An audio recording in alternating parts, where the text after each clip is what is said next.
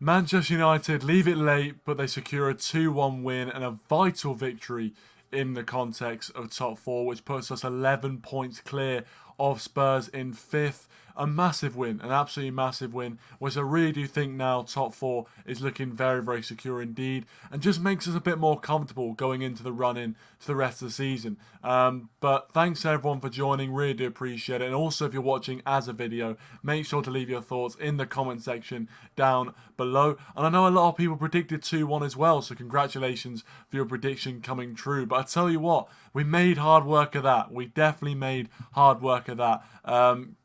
Danny Welbeck scoring in the 12th minute, opening and scoring for Brighton, and then when they went in 1-0 half-time, I was thinking, this is going to be a long day for Manchester United. We were playing really poorly, just not looking good whatsoever. But we brought it back in the second half. We came out with a lot more authority, and in the end, we came away with a goal. We came away with a win, and or the 2 goals we needed to get the win, overturn the deficit. And I'm just happy we got the 3 points in the end. As I always say at this time of the season, a massive win, and results are all that matters. It doesn't matter, but results is all that matters. And we got the result in the end. 3 points, as I said, 11 points clear of Spurs in 5th place. You can't ask for 2 more, really. You can't ask for 2 more. But thanks for Adam for joining as well. Appreciate it. As I do apologise, I'm a little bit late once again, but thanks for joining, Adam. Really appreciate it. Connor as well says, mate, that wasn't pretty, like an arsehole isn't pretty. Exactly. Well, in the end of the day, we got the result. We got the result, and that's what it matters. That's what it matters.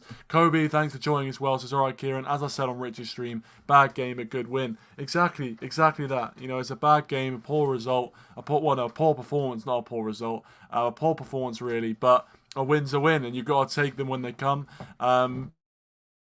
Because this kind of period of the season, it's not easy. It's not easy. You know, so we got the win in the end. You know, grinded out a result, and actually, I think we do need to look at that because you know, often Man United have been kind of told that, you know, we can't grind out results, and we haven't been able to grind out results in recent seasons. But actually, you know, this season we are seemingly grinding out results, and not just grind them out, but grind them out when it matters as well. I can think of numerous times in the past few seasons where we've squandered opportunities to take points off other teams that have dropped points. But this time we managed to, you know, jump on that opportunity, you know, get the 3 points needed, and, you know, put ourselves in a very good position going into these last 8 games of the season. A really good position. So I'm thoroughly happy with the win, happy with the result. The performance wasn't amazing, especially that first half. That first half was so poor. It was so poor. No imagination, no creativity. The first time in about 2 years, 18 months,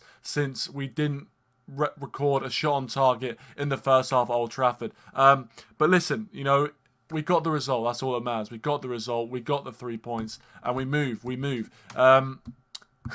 Yank says, Lad Carrington is unmatched worldwide. Exactly.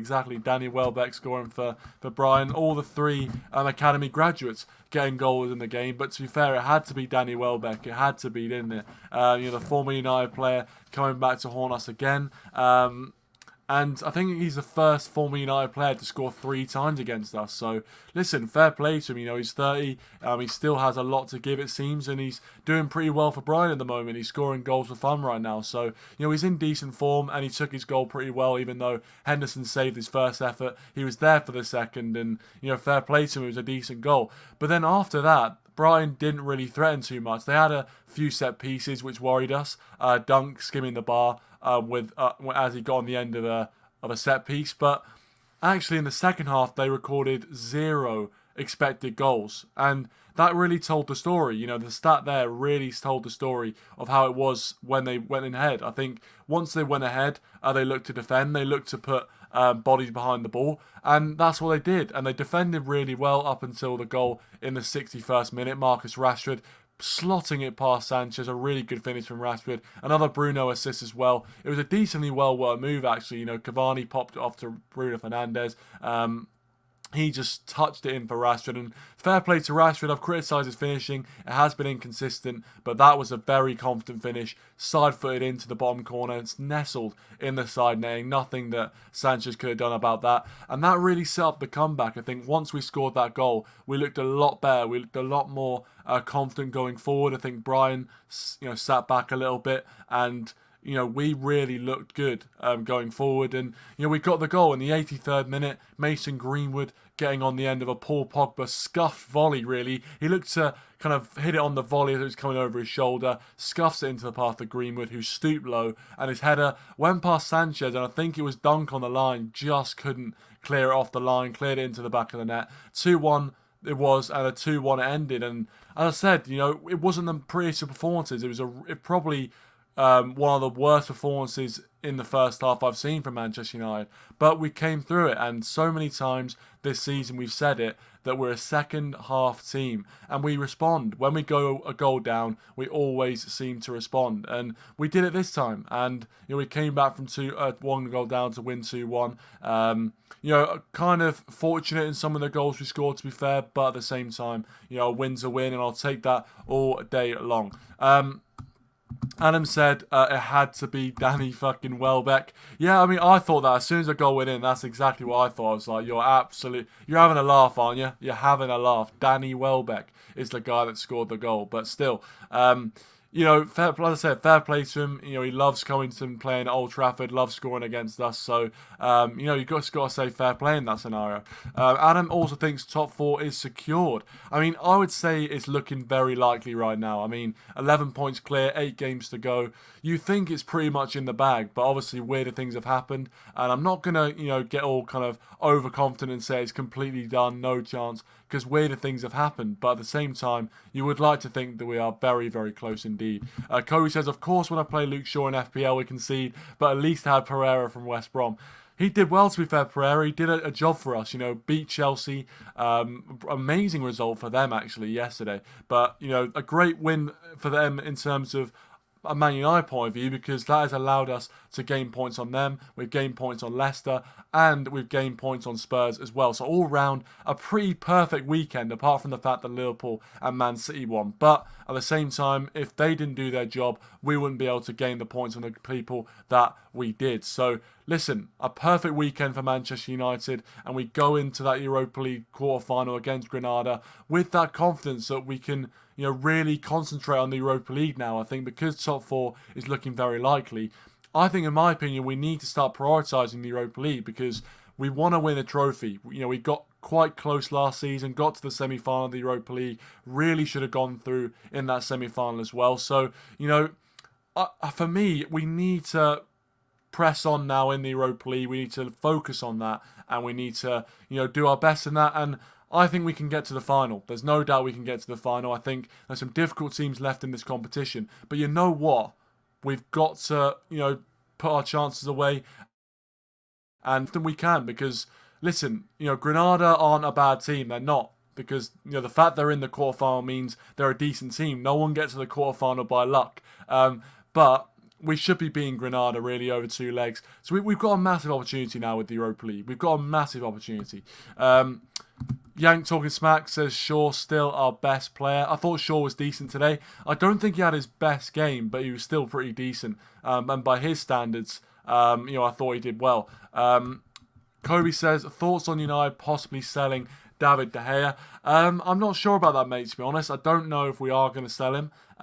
It could happen if Dean Henderson's going to be number 1, and to be fair, I wouldn't be wholly against that. I still think that David De Gea is our number 1, in my opinion, in my eyes. I still see him as a number 1 goalkeeper at Manchester United. But still, David De Gea, if he needs to move on and he wants to move on, there's some rumours that he wants to go back to Spain and so on. If he does want to move on, then you know what? I can't really have too many bad things to say about that. He's done a fantastic service for us over the years. Won Player of the Year 2 or 3 times as well. He's been a fantastic servant to this football club. So if he wants to move on, I can't stand in his way, and I don't think we should stand in his way.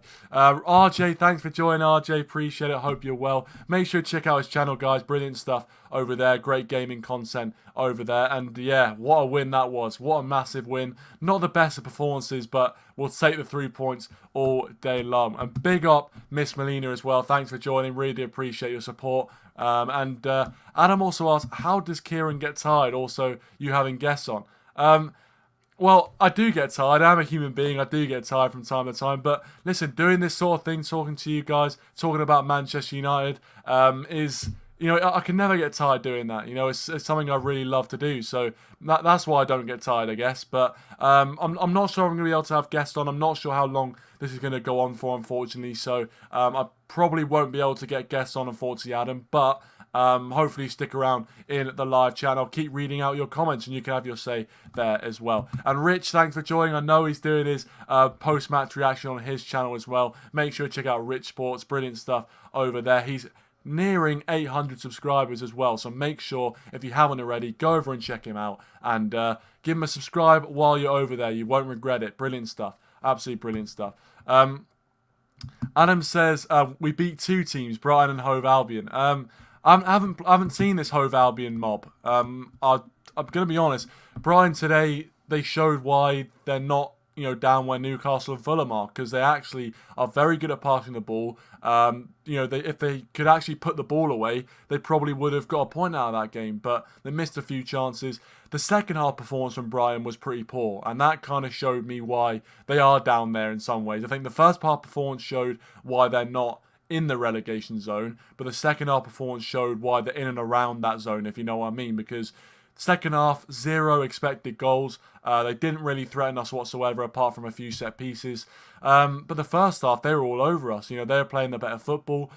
They actually looked likely maybe to go 2-0 up at the break. So, we were fortunate that didn't happen. And, we're fortunate that we're such a good side at getting back into games. Going 1 goal down doesn't faze us, and it's never really fazed us. Even in the darkest of times, when we go 1-0 down, you still always think there's a chance of us getting back into the game. So, that's the best thing about this win for me, is the fact that we've come back from a goal down, and also it's vital points. Vital points. Yeah, Adam says, let's laugh at Spurs. Yeah, of course. Newcastle doing the job for us on that one. A massive win. And we play Spurs next week as well. So that is going to be a very interesting game. Will it be the game that we finally put the final nail in Mourinho's time at Tottenham Hotspur? It was not looking pretty, especially if you look at some of the reaction on social media to their draw today. It wasn't looking good for Jose Mourinho. So if we go over there and beat them and really give them a hiding, 4 or 5-0 type thing, because I want revenge. Trust me, I know how it felt after we got beat 6-1. I know how it felt, and it felt shit. It felt so shit. The amount of banter we were getting, the amount of shit we were getting from other fans. Listen, I want to go to Spurs and I want to absolutely run through them. I want to run through them, tear them apart, because we were humble against them at Old Trafford, a 6-1 defeat. We've got to repay the favour. It's only fair. We've got to repay the favour. Mate, I need a haircut desperately. I appreciate it, but I need a haircut desperately. Look at that. Look at the messy top on there. I need a haircut desperately. Again, Chelsea. It's always good to laugh at Chelsea as well. Fair play to West Brom. Scoring 5 goals in any game for a West Brom side is not easy. But to do it at Stamford Bridge, that kind of makes you feel like it was a bad result, because we only drew 0-0 with them at Stamford Bridge, and Sam Allardyce has gone over there and scored 5. So what does that make our performance there? I thought it was pretty good at the time, but maybe it's not. But yeah, fair play to West Brom, man. They have put on a fantastic performance. Daz's Football Stand, thanks for joining us. Sloppy again from United. Better performance required. If we're going to beat the bigger sides, or if we're going to beat Spurs next week, we definitely need a better performance. Especially a better first half performance, because that first half, I'll say it again, was one of the worst first halves I've seen from Manchester United this season. And we've seen some pretty poor first halves, let me tell you.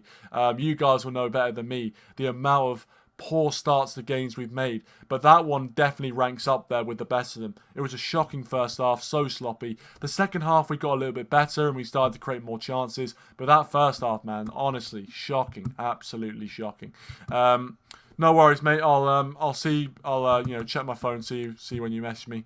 But who do you guys think was the man of the match as well? Let me know your thoughts on the man of the match in the live chat and the comment section down below. Of course, if you're watching as a video. For me, I think Greenwood's got to be up there. I thought Greenwood took his goal really well and actually looked pretty lively throughout the match. So I'd have to say Greenwood's definitely up there. Luke Shaw was fairly decent, although I didn't think he had the best of games by his recent standards, and those standards are very high, to be fair. So, he didn't have the best of games by his, recent very, very high standards, but he did well. He did very, very well.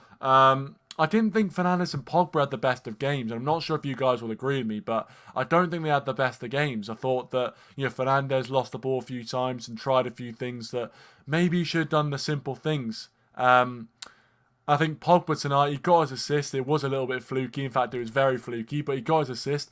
He did, contribute a goal contribution. But at the same time, his overall performance wasn't the best for me. So I think Pogba and Fernandes didn't play great. I actually thought that Fred did well. I thought Fred did well today. He did better than he did against Leicester anyway, so I have to give Fred some credit. And I actually thought Harry Maguire, even though we conceded that goal, I thought Harry Maguire didn't put a foot wrong tonight. I thought he was brilliant. So those would be my candidates, but I'm not sure who I'd choose out of those ones. So Adam goes with Shaw, and Kobe goes with Greenwood and Shawberto, man of the match. I think, or Shawberto, sorry, yeah. I think those are two fair shouts. I think both of them played fairly well. As I said, I wouldn't go with Shaw just because I feel like whilst he played all right, I just think he's been, playing it to such a high standard recently that I just feel like, I know it's difficult to play like that week in, week out, but I just thought tonight it wasn't the best of performances in terms of his standard. But I thought Greenwood tonight was great. He took his goal well. And yeah, I'd probably give it to Greenwood. I'm gonna stick with Greenwood. And Adam says, let's smash them North London idiots. Exactly. Hopefully we do. And as I said, if we win that game, I think top four is completely done. If we beat Spurs, we go, 14 points clear of them with 7 games to go. They'd have to average 2 points. We'd have to average dropping 2 points a game if they were to catch us. So I think if we were to beat Spurs next week, I'm pretty sure it's job done in terms of top four. So that's my... that's my assessment of it. And you know what? The way Spurs are playing, I think there's no reason why we can't do that. There really isn't. Spurs are playing really poorly right now. They're relying on Harry Kane pretty well solely to get them goals. And, fair play. Absolutely fair play. And Kobe says, did you hear that Bailly tested positive? I did see that on Twitter just before I went live. I saw that Eric Bailly tested positive for coronavirus whilst out on international duty with the Ivory Coast. So of course, we hope he recovers as soon as possible. And yeah, obviously that's the reason why he wasn't in the team tonight. I thought he was nailed on to be in the team. I was hearing rumours that, Lindelof was injured, but you know what? Lindelof didn't have the best of games today because, that defending for the second goal, both him and Wan-Bissaka need to do better. And it's the same old story with the runs at the back post. We're awful at marking at the back post. We always let the runners go through. So that's something we've got to work on, and we still need to work on it. I'm still saying it to this day. But yeah, obviously, hopefully Bailly recovers as soon as possible. Alan says, Kieran, would you rather wear a Liverpool shirt for a day or step on 1,000 Legos barefoot? I don't need to answer that question. I don't even need an answer. It's self-explanatory, that one. Self-explanatory. But anyway, I'm probably going to wrap it up in a second. But a huge win, a really huge win. But you know what? I think Brighton do play decent football, actually. I think that, even though, this game, especially in the second half, it wasn't brilliant, that first half from Brighton was very, very good indeed. They're playing well, keeping the ball well. And I think that's something they do that is actually brilliant from Brighton, is that they keep the ball well. And, they actually pass the ball crisply. And I think the big difference between us and Brighton in the first half is that Brighton had so much more purpose. When they passed the ball, it wasn't just to kind of pass out to the wing. It was, right, I've got the ball, I'm going to fizz it into you, we're going to get this move going. And that's so difficult to defend against. It's so difficult. So I thought Brighton in the first half were brilliant at that, but we definitely stepped up in the second, and I'm really happy that we did. Kobe says, why do I'd always get the lineup leaked? Saw the lineup 2 hours early. Yeah, I know, it's so frustrating. I don't know how that happens, but there's obviously someone in there who's leaking like a sieve, but, I don't know why, but it seems to be something that, always happens. It always occurs. But you know what? We need to sort that out, because who knows? Managers might start, waiting and looking on Twitter for the United lineup to leak, and then they can all just change their lineup or tactics. Imagine, I guarantee that is going to happen if this keeps happening. If we keep leaking our lineups, there will definitely be a case where a manager, after their career ended, basically goes, you know what, we saw the lineup on Twitter and we basically changed our tactics and won the game. I guarantee that sort of thing's going to happen. But anyway, yeah, I think the problem is it's going to be difficult to stop the leaks until you actually find the source of these leaks. But there could be multiple sources. That's the problem. There could be loads of people doing these leaks. But you know what, guys? I'm probably going to end it there. I know it's a bit of a shorter stream than usual, but I'm going to end it there. Thank you so much to everyone for watching. Really do appreciate it. Hit that like button if you haven't already, and subscribe to the channel as well if you are new. And we go into that Granada game with a lot of hope of getting a very positive result in that first leg. That hopefully means that we don't have to do too much work in the second leg. But the Europa League for me now has to be the focus. But anyway, thanks for watching, guys. Really do appreciate it. Hopefully you had a good Easter, and hopefully you have a good bank holiday if you live in the UK. If not, hopefully you have a good day tomorrow. But until then, thanks for watching, and I'll see you guys in a bit. Cheers.